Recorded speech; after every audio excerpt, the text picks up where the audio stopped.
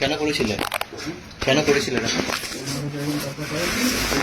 আমি তাকে টাকাটা ধার দিয়েছিলাম, তো টাকাটা আবার আনতে গিয়েছিলাম, উনি 25,000 টাকা দিয়েছিলেন, তারপর আবার ডেকেছিলেন, দিয়ে এবার সব লোকজন নিয়ে মারধর করছিলাম। তখন স্যার থানাতে আমার বাড়িতে এসে কমপ্লেন করে আসে, এবার ওরা এসে ঘুরিয়ে বলে যে আমি ওদের কাছে টাকা নেই, কিন্তু আমি অ্যাকচুয়াল টাকা উনি আমাকে 25,000 টাকা পাঠিয়েছেন।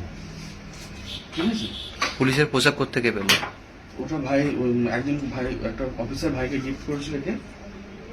পুলিশের পোশাক গিফট করছে? হ্যাঁ, ওনাদের চাওয়া হয়েছিল আমাদের বলাবন থানার চন্দন কুমার দাস, চন্দন কুমার দাস, ওনার কাছ থেকে উনি গিফট করেছিলেন, উনি নিয়েছিলেন, ওকে দিয়েছিলেন। একাধিক জায়গায় পুলিশ সেজে তোমরা এই ধরনের ঘটনা ঘটিয়েছো বলছেন? না স্যার, এটা মিথ্যা কথা। একটা জায়গাও ইয়ে করিনি স্যার। কি করতে গিয়ে এমনি তোমরা কি করতে? আমি স্যার এমনি ফাইন্যান্সের কাজ করতাম, তাও এটা মোটামুটি বন্ধ করে দেওয়ার মতোই আছি। এমনি মাটির কাজ করবো বলে ঠিক করছিলাম। কদিন ধরে করছো এরকম?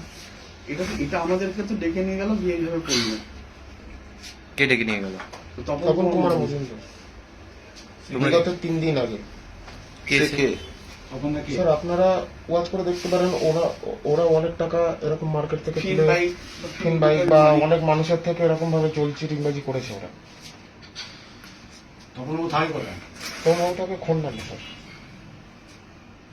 তোমাদেরকে কি এটাই প্রথম কাজ না এরকম ধরনের কাজ করাতো? এটা এটা এটা প্রথম ওনার কাছে টাকা চাইতে যাওয়া হয়েছে, তার কারণেই আমরা ফেঁসে গেছি। আর আপনারা যদি তথ্য তুলে ধরতে চান, আমার যে ছোট ব্যাগটা যেটা সিজ করা হয়েছে কোমরের সাথে, যে সাইড ব্যাগটা ছিল, সেই ব্যাগে উনি কত টাকা কার থেকে নিয়েছে ওনারই ছেলে সেটা লিখে সাইন করে দেওয়া হয়েছিল স্যার।